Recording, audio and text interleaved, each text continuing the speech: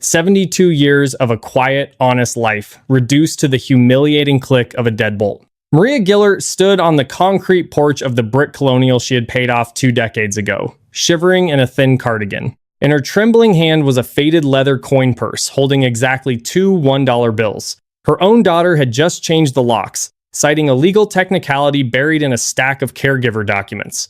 Homeless, broke, and betrayed by her own flesh and blood, Maria had nowhere to go. But tucked inside the lining of her battered suitcase was a heavy, rusted iron key. It belonged to a place she hadn't spoken of in 40 years, her mother's sealed cottage. And unlocking that door was about to unleash a secret that would bring the people who ruined her to their knees. The morning of October 14th began like any other for Maria Gillert. At 72, her routine was small but sacred. She brewed her Earl Grey tea, watered the African violets sitting on the windowsill of her Pittsburgh suburban home, and waited for her daughter, Valerie, to arrive. Valerie usually came by on Tuesdays to help sort through the mail and manage the heavier household chores. But on this particular Tuesday, Valerie didn't come alone. She walked through the front door, followed by her husband, Adrian Jennett, a slick commercial real estate developer whose tailored suits always seemed to mock the modest surroundings of Maria's home. Trailing behind them was a man in a gray uniform carrying a toolbox. "Valerie? What's going on?" Maria asked, setting her teacup down on the floral placemat. Adrian didn't even look at her. He gestured to the front door, instructing the man in the uniform, "Start with the front deadbolt, then do the back patio door. I want new mechanisms on all of them." Maria felt a cold knot tighten in her stomach. "Adrian, what gives you the right to change my locks?" Valerie finally stepped forward, refusing to make eye contact. She clutched a sleek leather binder to her chest. "Mom, sit down. We need to talk." "I don't want to sit down," Maria's voice trembled, a mix of confusion and rising panic. "This is my house. Harold and I paid off this mortgage in 1998. What is happening?" Adrian turned around, a condescending smirk playing on his lips. "Actually, Maria, it's not your house. Not anymore. Remember that stack of medical proxy forms you signed last spring when you had that mild stroke? The ones you didn't want to read because they gave you a headache?" Maria's breath hitched. She remembered the hospital bed, the fear of losing her independence, and Valerie sobbing, begging her to sign the papers so she could make medical decisions if things went south. Buried in there was a quitclaim deed and an irrevocable living trust transfer, Adrian said casually, checking his Rolex.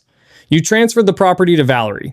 And since Valerie and I share all assets, the house belongs to Jeanette Development Corp now. We're tearing it down next week to build a 4-unit townhouse." You stole my home?" Maria gasped, clutching the edge of the kitchen counter to steady herself. She looked at her daughter, her own flesh and blood, searching for a sign of remorse. "Valerie, tell me this is a joke. Tell him to stop."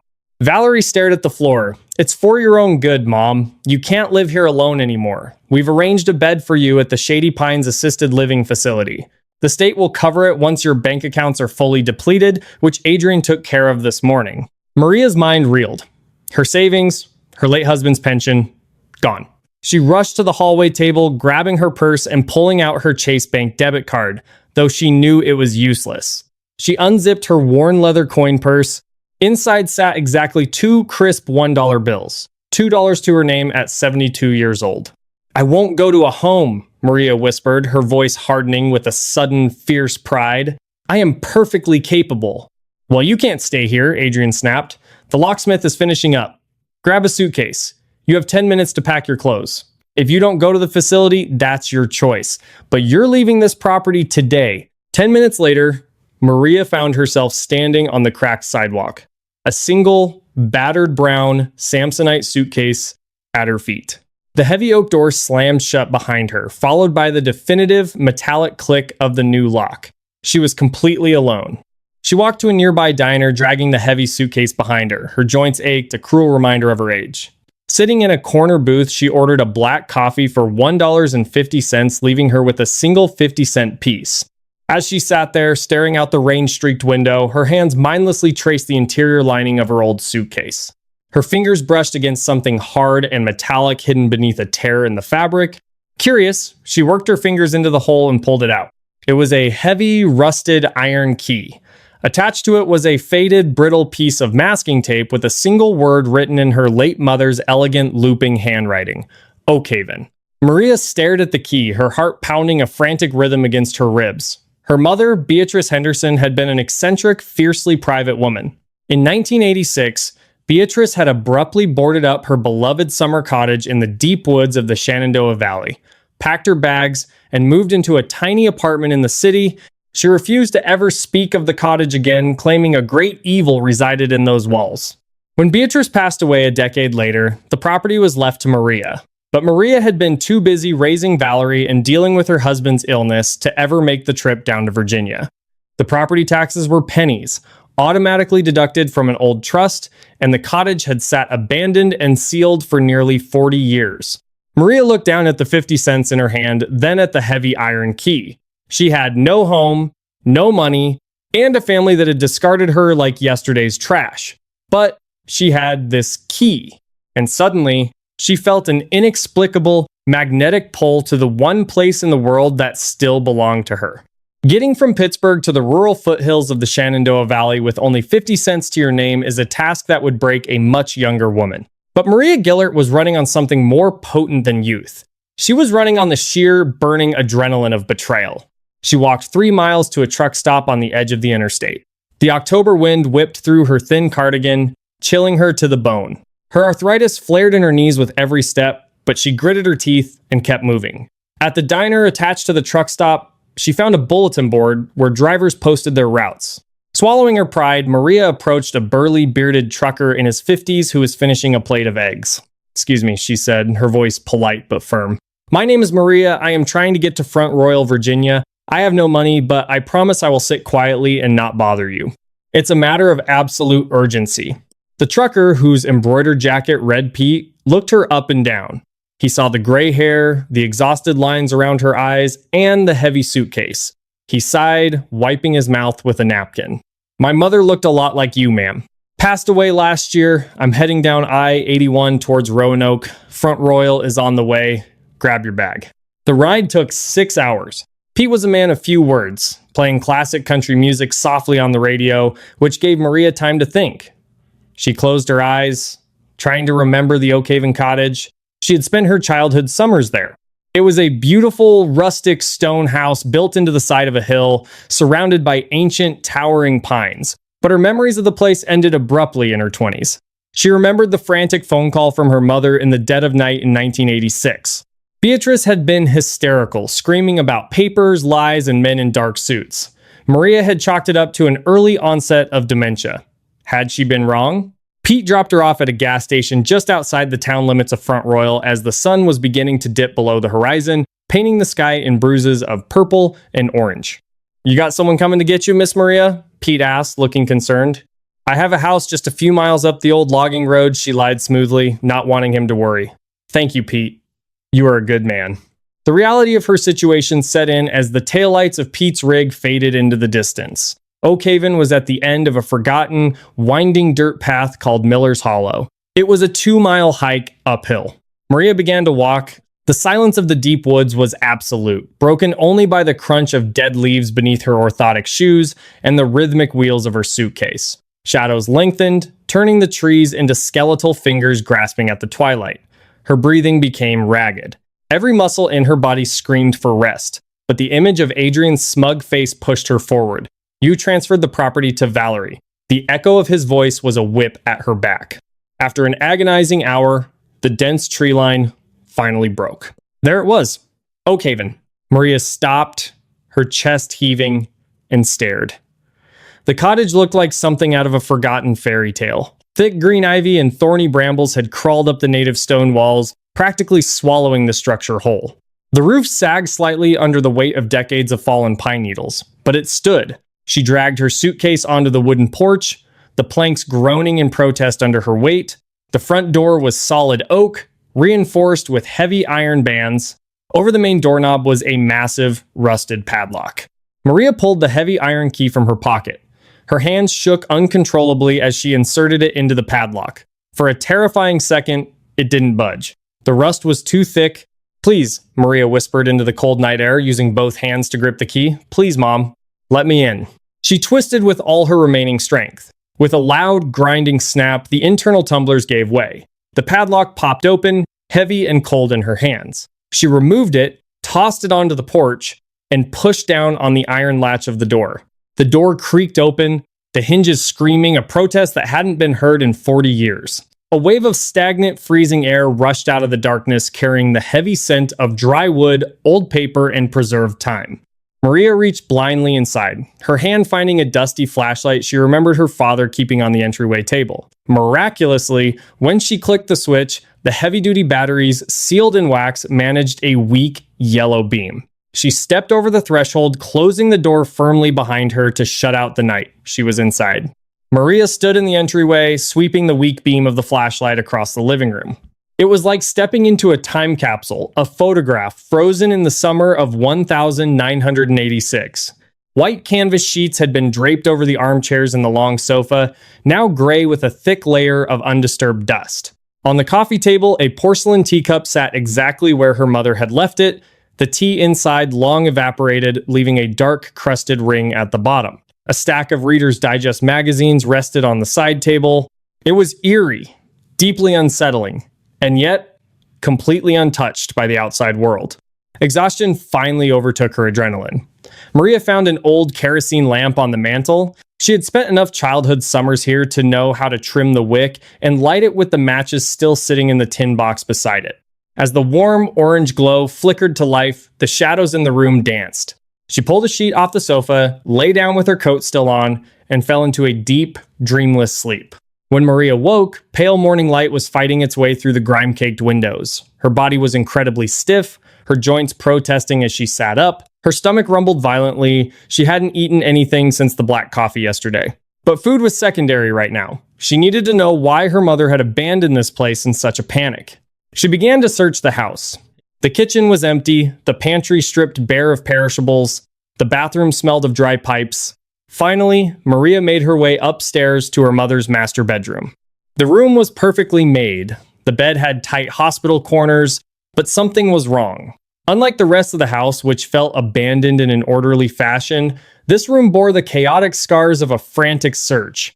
The drawers of the heavy mahogany dresser were pulled out and left askew. The closet door hung open, clothes tossed haphazardly onto the floor. Beatrice had been looking for something before she fled. Or, Maria realized with a cold chill, someone else had been looking for something after Beatrice fled. Maria approached the center of the room.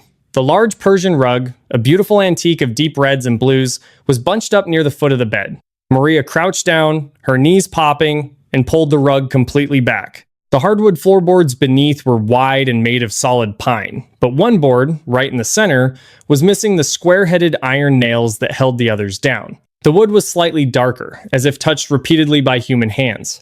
Maria's heart hammered in her chest. She hurried downstairs, found a flathead screwdriver in a kitchen drawer, and rushed back up. She wedged the metal tip into the tiny crack between the boards and pushed down with all her weight. With a loud creak, the floorboard popped up. Maria tossed it aside and peered into the dark cavity between the floor joists. Nestled in the dust and cobwebs was a heavy, olive-green metal lockbox. It looked like an old military ammunition crate. She reached down, her hands shaking, and pulled it out. It was heavy, surprisingly heavy.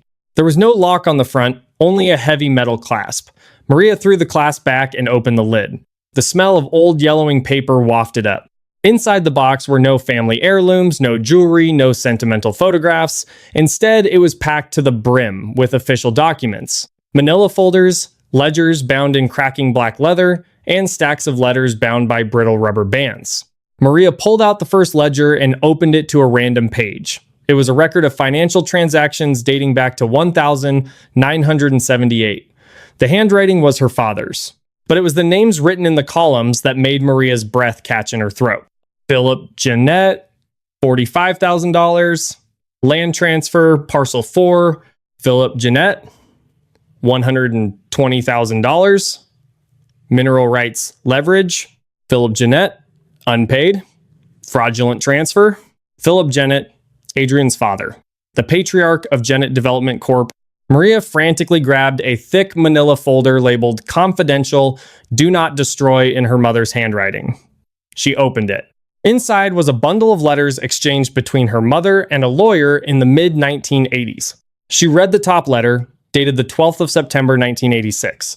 Dear Beatrice, I have reviewed the documents you provided. You are entirely correct.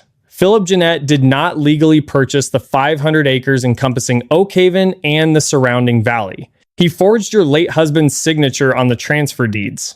The wealth Jeanette built his entire empire on is fraudulent. However, as we discussed, Philip is a dangerous man. If you go to the authorities with this original untampered deed, he will make good on his threats against your daughter Maria. You must keep the original deed hidden. Do not let him find it. Maria dropped the letter as if it had burned her hands.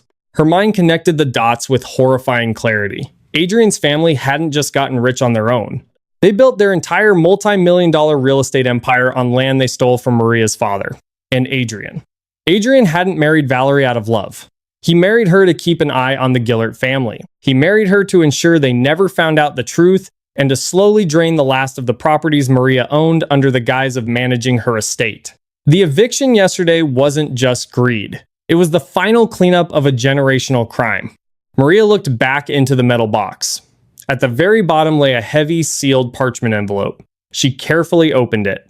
It was the original, unaltered deed to the Oak Haven Valley, 500 acres of prime real estate. At the bottom, a note was pinned in her mother's hand. To whoever finds this, if I am gone, destroy the Jeanette family.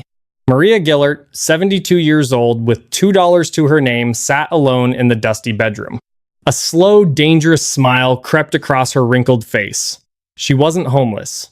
She was sitting on a multi-million-dollar gold mine, holding the exact weapon needed to strip Adrian Jeanette of everything he had ever stolen. She closed the box, the metallic clack echoing loudly in the quiet house. "Okay, Adrian," Maria whispered into the empty room. "You wanted to play with real estate. Let's play." The morning sun cast long, golden shadows through the grime-caked windows of the Oak Haven cottage. Maria Gillert did not feel the agonizing stiffness in her knees or the gnawing hunger in her belly. She felt only a cold, crystalline focus. She carefully wrapped the fragile 1,986 deed, the financial ledgers, and the lawyer's letters in the old white canvas sheets, packing them securely into the bottom of her Samsonite suitcase. She layered her few pieces of clothing on top, snapped the rusty latches shut, and walked out the heavy oak door. She did not lock it behind her. She didn't need to. By the time anyone else came looking for Oak Haven, the war would already be over. The 2-mile hike down Miller's Hollow was grueling. Maria had to stop every few hundred yards, leaning heavily against the handle of her suitcase, gasping for air. Her thin cardigan offered little protection against the biting autumn chill, but the burning anger radiating from her core kept the frostbite at bay. When she finally reached the paved shoulder of the local highway, she was covered in a thin layer of dust and sweat. She began walking toward the town limits of Front Royal. She needed a phone, she needed food, but above all, she needed a legal shark. She couldn't walk into a police station with a 40-year-old property dispute. She needed someone who understood corporate blood sports. After an hour of walking, a rusted blue pickup truck pulled over. The driver, an older woman with a face weathered by the sun, rolled down the window. "You look like you're about to drop, honey. Need a lift into town?" "Please," Maria gasped, hauling her suitcase into the truck bed. "Where to?" the woman asked, as Maria buckled the fraying seatbelt. "The meanest, smartest lawyer in Front Royal," Maria replied without hesitation. The woman let out a raspy bark of laughter. "Well, mean and smart don't always live in the same house around here. But if you want a guy who used to tear up the big city courtrooms before he got tired of the rat race, you want Nathaniel Brandon. Office is right off Main Street, above the old hardware store." 10 minutes later, Maria stood before a frosted glass door with peeling black lettering that read, "Nathaniel Brandon, attorney at law." She pushed it open. The office was small, cluttered with leaning towers of manila folders and smelling faintly of stale coffee and old paper. Behind a scarred mahogany desk sat a man in his late 50s. His sleeves rolled up, revealing faded ink on his forearms. He was massaging his temples while staring at a laptop screen. "I'm sorry, ma'am, I'm not taking any new cases right now," Nathaniel said without looking up. "Try the firm down by the courthouse." "Mr. Brandon," Maria said, her voice carrying a quiet authority that demanded attention, "I have exactly $2 in my pocket. I have no home. And my own daughter just legally stole my entire life savings." Nathaniel finally looked up, his brows furrowing. He took in her disheveled appearance, the exhaustion etched deep into her face, and the desperate, iron grip she had on her suitcase. "Look, lady, elder abuse is terrible, but it happens every day. You need adult protective services. Not me." "I don't need protective services," Maria countered. stepping forward and hoisting the heavy Samsonite suitcase onto one of his empty client chairs. She snapped the latches and threw it open. "I need you to look at these." She pulled out the olive green metal box, opened it, and placed the fragile yellow deed to the Oak Haven Valley directly onto Nathaniel's laptop keyboard. Beside it, she placed the ledger of fraudulent transfers and the lawyer's letter from 1986 detailing Philip Jennett forgery. "My daughter's husband is Adrian Jennett of Jennett Development Corp. In Pittsburgh," Maria stated smoothly. "Adrian's father, Philip, forged my father's signature in the 70s to steal 500 acres of prime real estate, the exact land that built their initial fortune. I have the untampered original deed, the forged transfer records, and correspondence proving the entire Jennett empire is built on stolen assets." Nathaniel's eyes darted from Maria to the documents. He picked up the 1986 letter, his skepticism slowly morphing into sheer unadulterated shock. He gently touched the seal on the original deed, examining the watermarks and the signatures. He spent the next 20 minutes in absolute silence, cross-referencing the ledger entries with public property records on his computer. Finally, he leaned back in his chair, running a hand over his face. He let out a low whistle. "Mrs. Gillert, Jennett Development Corp. Is worth roughly $80 million. They just announced a massive new commercial expansion in Pennsylvania. If these documents hold up, and looking at the ink and the notary seals, I'd bet my license they do every single asset Adrian Jennett inherited is technically the fruit of a poisoned tree. He doesn't own his empire. You do." "I know," Maria said, sitting down, her legs finally giving out. "But right now, Adrian is tearing down my house in Pittsburgh to build townhomes. He changed the locks yesterday and froze my bank accounts. He thinks I'm a helpless old woman rotting in an assisted living facility." Nathaniel's eyes darkened. A familiar, predatory spark, the kind that had made him a feared litigator before he sought a quiet life, ignited in his gaze. He closed his laptop and looked at Maria. "Maria, I'm going to buy you the biggest steak dinner in this town. Then, we are going to draft an emergency federal injunction. We aren't just going to stop him from knocking down your house. We are going to freeze every single bank account, property, and asset tied to the Jennett name under the Racketeer Influenced and Corrupt Organizations Act, citing generational fraud." Nathaniel offered a sharp, dangerous smile. "Adrian Jennett wanted to play Monopoly with your life. We're about to flip the board." 4 days later, the grand ballroom of the Omni William Penn Hotel in downtown Pittsburgh was dripping in crystal and champagne. Adrian Jennett was hosting his annual Autumn Investors Gala. It was the social event of the season for the city's real estate elite, a room filled with politicians, bankers, and high society vultures. Adrian stood at the front of the room, looking impossibly smug in a bespoke tuxedo. Valerie stood beside him, clutching a flute of champagne, her smile tight and practiced. She wore a diamond necklace that cost more than the house Maria had been kicked out of just days prior. "Ladies and gentlemen," Adrian spoke into the microphone, his booming voice echoing across the ballroom. "Tonight is about the future. It's about progress. Jennett Development Corp. Has just secured the zoning permits for our newest luxury project, the Oakwood Terrace Townhomes, right here in the suburbs. We clear the old, outdated lots next week to make way for modern luxury." The crowd applauded politely. Adrian basked in the glow of his own perceived brilliance. He had tied up all the loose ends. Maria was out of the way, her assets drained, and the annoying little brick colonial she cherished was about to be reduced to rubble. But as the applause died down, a heavy silence rippled from the back of the room. The grand oak double doors of the ballroom swung open. Maria Gillert walked in. She did not look like the broken, terrified woman they had locked out on the porch. Nathaniel had advanced her enough money from his own firm's emergency fund to buy a tailored, charcoal gray pantsuit. Her silver hair was styled, her posture ramrod straight. She looked like a queen surveying a conquered province. Flanking her were two men in dark suits, federal process servers, and Nathaniel Brandon, carrying a thick leather briefcase. The crowd parted as Maria walked slowly down the center aisle. Whispers broke out among the investors. Valerie's face drained of all color. She dropped her champagne flute. It shattered against the marble floor, the sharp crack cutting through the silent room. "Mom?" she whispered, her voice trembling. Adrian's smug smile vanished, replaced by a mask of furious indignation. He stepped off the small stage, storming toward Maria. "What the hell do you think you're doing here? Security! Get this woman out of here. She has dementia. She's confused." "I am of perfectly sound mind, Adrian," Maria said, her voice carrying loud and clear without a microphone, "which is why I know exactly what you did." "You're trespassing," Adrian hissed, grabbing her arm. Before he could pull her, one of the federal process servers stepped between them, forcefully shoving Adrian's hand away. He thrust a thick stack of legal documents against Adrian's chest. "Adrian Jeanette, you are officially served," the man stated loudly. "Served? Served for what?" Adrian spat, letting the papers fall to the floor. Nathaniel Brandon stepped forward, picking up a microphone from a nearby table. He looked around the room, making eye contact with the nervous investors. "Ladies and gentlemen, my name is Nathaniel Brandon.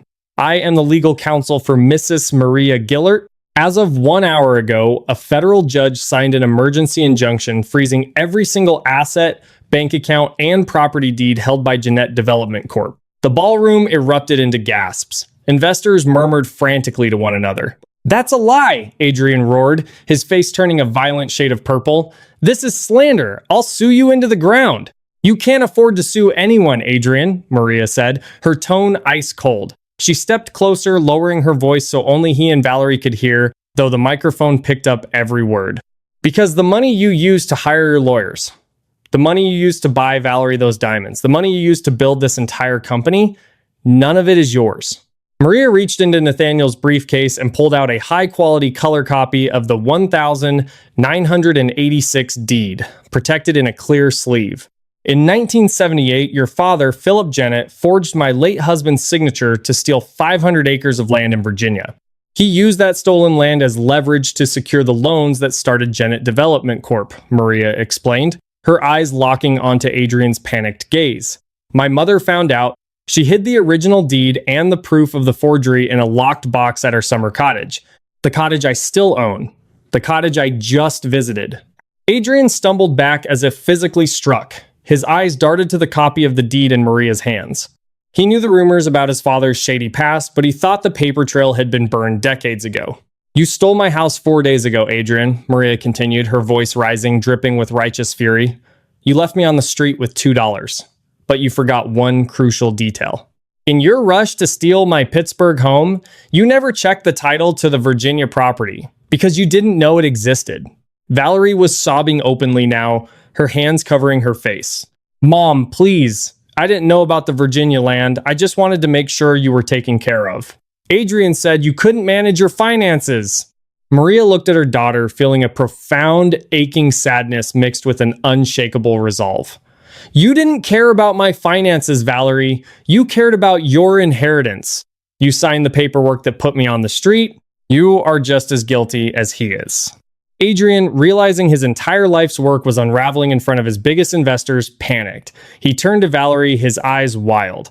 Tell them it was your idea to put her in the home. Tell them you transferred the Pittsburgh house to the corporation." The crowd gasped at the blatant betrayal. Adrian was throwing his own wife to the wolves to save his skin. Valerie stared at her husband in horror. You told me to do it! You said it was the only way to get the capital for the Oakwood project." "It doesn't matter whose idea it was," Nathaniel interrupted, signaling to the process servers. "The federal authorities are already auditing the Jeanette corporate accounts. The Oakwood Terrace project is canceled. The demolition of Mrs. Gillert's home is permanently halted. And Adrian, I suggest you retain criminal defense counsel, because the FBI is very interested in the wire fraud you committed when you drained Mrs. Gillert's personal accounts across state lines." Adrian stood frozen, the reality of his total destruction crashing down upon him. He looked around the ballroom. The investors, the politicians, the bankers, the people who had kissed his ring just 20 minutes ago were now backing away from him as if he had a contagious disease. Maria turned her back on her son-in-law and her weeping daughter. She walked back down the center aisle, her head held high, the heavy doors closing behind her, leaving the ruins of the Jeanette Empire trapped inside. The fallout from the Omni William Penn Hotel Gala was immediate and catastrophic for Adrian Jeanette. By 8 a.m. the following morning, agents from the Federal Bureau of Investigation, armed with boxes and heavy-duty dollies, raided the sleek downtown Pittsburgh offices of Jeanette Development Corp. The local news stations had a field day, broadcasting live footage of terrified executives being escorted out of the glass-paneled building, while agents confiscated servers and hard drives. The $80 million empire was bleeding out on live television. Adrian, however, was not a man who surrendered gracefully. Like a cornered predator, his initial shot quickly morphed into a venomous, calculated rage. He retreated to his sprawling estate in Fox Chapel, pacing the hardwood floors of his private study like a caged animal. The federal injunction had frozen his domestic assets, but Adrian had always been a man who prepared for rainy days, albeit illegally. He pulled a burner phone from a hidden compartment behind a bookshelf and dialed a number he hadn't used in 5 years. The man on the other end, a corporate fixer named Silas Montgomery, answered on the first ring. Silas was known in the shadowy underbelly of high-stakes real estate for making problems disappear, whether those problems were zoning boards, environmental regulators, or inconvenient evidence. "I need a cleanup job in Virginia," Adrian snarled into the receiver, his voice dripping with desperation. "A property called Oakhaven in Front Royal? My mother-in-law pulled a stash of forged deeds from it, but I know she couldn't have carried everything out in one suitcase. There are bound to be filing cabinets, original blueprints, and financial ledgers still rotting in that cottage. I need it burned to the ash. Tonight. Make it look like a lightning strike or a squatter's fire. Leave nothing but scorched earth. It will cost you $50,000 in untraceable crypto, Adrian," Silas replied smoothly, "and an extra $20 for the short notice." "Just do it," Adrian yelled, slamming the phone down. He poured himself a glass of neat bourbon, his hand shaking. If he could destroy the remaining physical evidence at Oakhaven, his high-priced defense attorneys might be able to argue that Maria's single document was a forgery, a desperate ploy by an old woman suffering from cognitive decline. It was a long shot, but it was all he had. Meanwhile, across town, Maria Gillert was sitting in the comfortable leather-backed chair of Nathaniel Brooks's temporary Pittsburgh office.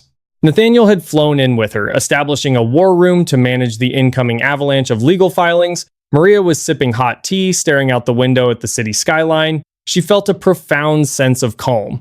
The adrenaline had faded, replaced by a deep, enduring strength. The intercom on Nathaniel's desk buzzed. "Mr. Brooks, there is a woman here to see Mrs. Gillert. She says she is her daughter." Maria closed her eyes for a brief moment, fortifying herself. "Send her in," she said quietly. Valerie entered the office looking completely unrecognizable from the glamorous socialite who had stood beside Adrian the night before. Her designer makeup was smeared, her eyes red and swollen, and she was wearing a simple, oversized trench coat. She looked terrified. She stood in the doorway, wringing her hands. "Mom." "Sit down, Valerie," Maria instructed, her tone devoid of the warm maternal affection that had defined their relationship for 40 years. It was the tone of a judge addressing a defendant. Valerie collapsed into the chair opposite her mother, burying her face in her hands. "I am so sorry. I am so sorry. Adrian, he's gone insane. The feds are tearing the house apart. He's screaming at lawyers. He's looking for a way to pin the wire fraud on me, Mom. He told me that since I signed the irrevocable trust transfer, I'm technically the one who committed the elder abuse." "And you did," Maria stated factually, offering no comfort. "You changed the locks on the house your father built, you hired the locksmith, you handed me a suitcase and told me my life was over. He manipulated me. He told me we were bankrupt. He said if we didn't use your house for the townhouse capital, we would lose everything and that you would be better off in a facility anyway." Valerie sobbed, her voice cracking. "I was weak. I was stupid. But please, Mom, you have to protect me. I can't go to federal prison." Maria looked at her daughter. She saw the fear, the desperation, and the absolute lack of true remorse. Valerie wasn't sorry for what she had done to her mother. She was sorry she got caught. "I cannot stop the federal government, Valerie," Maria said softly. "You made your bed."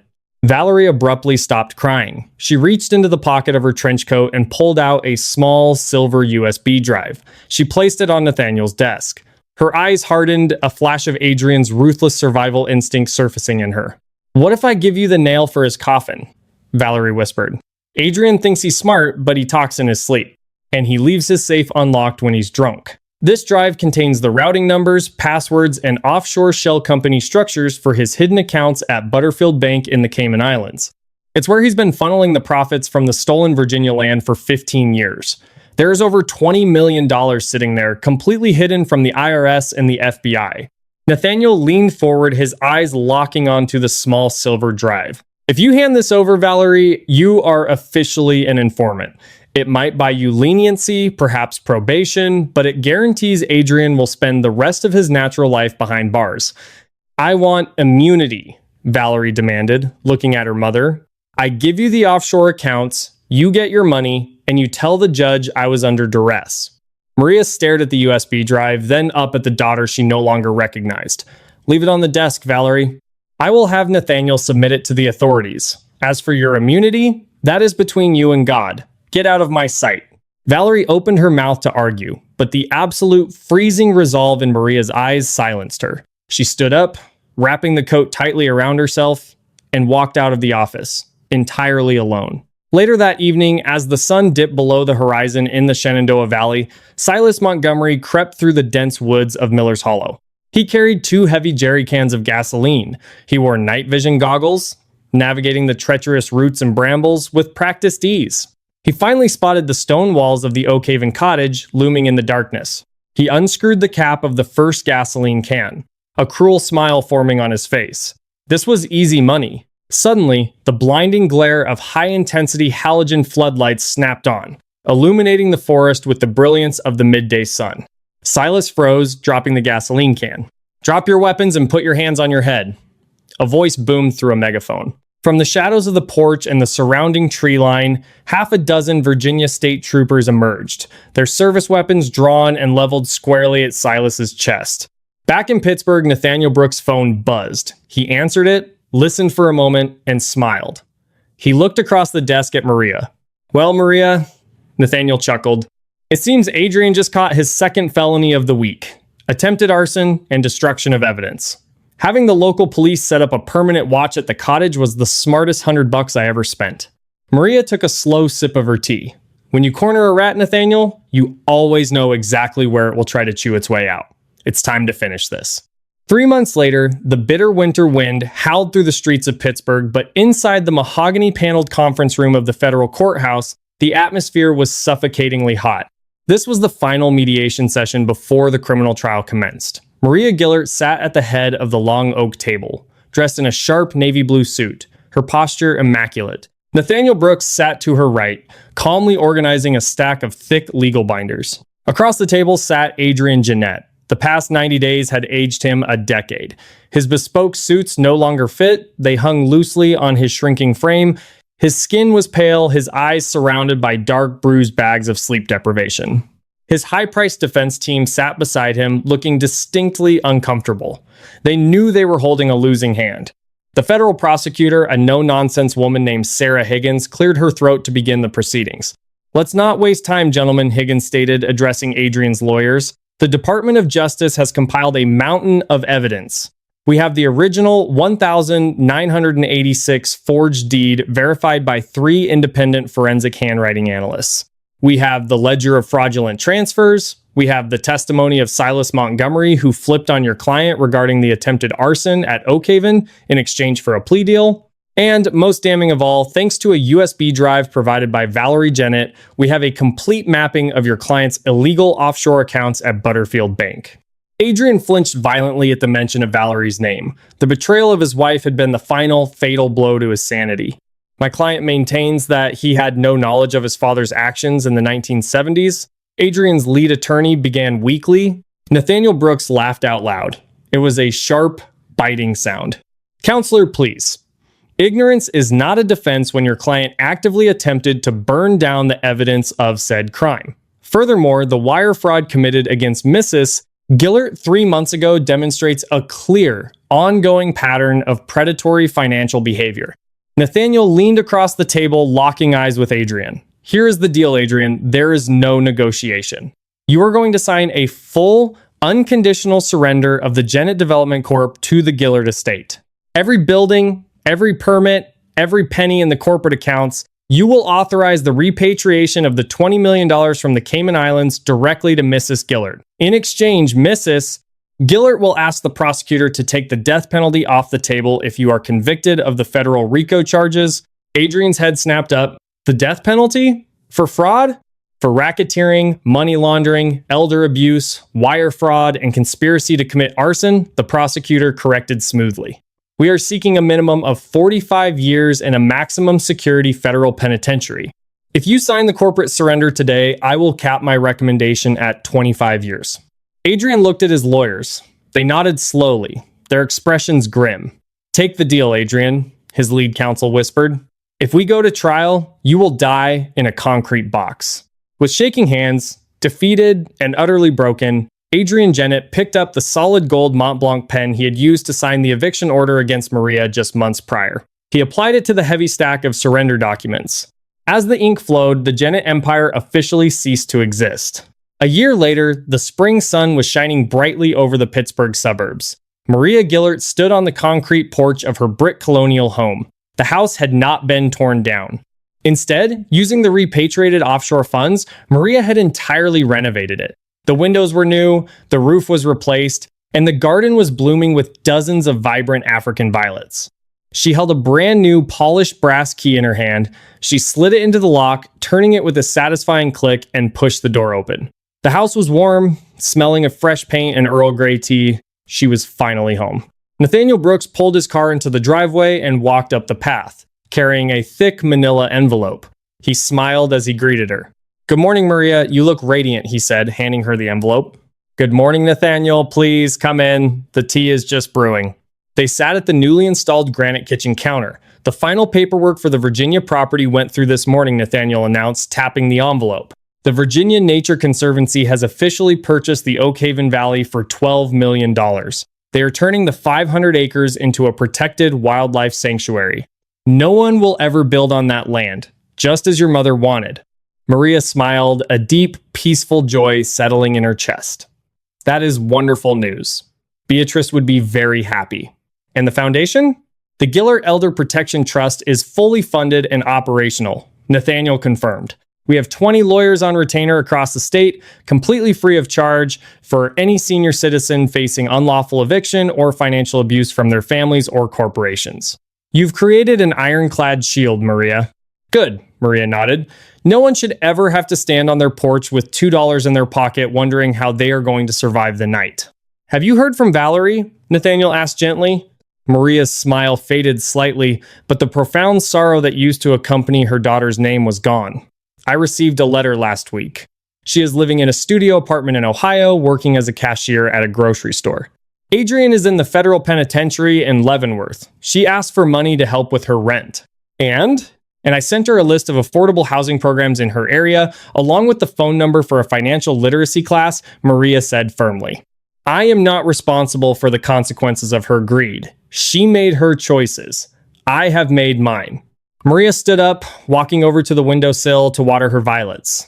She had survived the ultimate betrayal. She had hiked through the dark woods, faced down ghosts from the past, and toppled an empire of lies. At 73 years old, Maria Gillert had not just reclaimed her life, she had rewritten her legacy. She looked out the window, watching the neighborhood children ride their bicycles down the quiet, safe street. The storm had passed, the villains were vanquished, and the future finally belonged to her. What an absolutely incredible conclusion to Maria's journey. From being locked out of her home with just $2 to her name, to bringing down an $80 million empire and sending Adrian to federal prison, Maria proved that you should never underestimate the power and resilience of a determined woman. She not only reclaimed her beautiful Pittsburgh home, but turned her tragic betrayal into a triumph by establishing a foundation to protect other vulnerable seniors. It is the ultimate story of karma serving exactly what was deserved. Adrian lost his freedom, Valerie lost her luxurious lifestyle, and Maria secured her family's true legacy. If you loved watching Adrian get utterly destroyed in the courtroom, please smash that like button.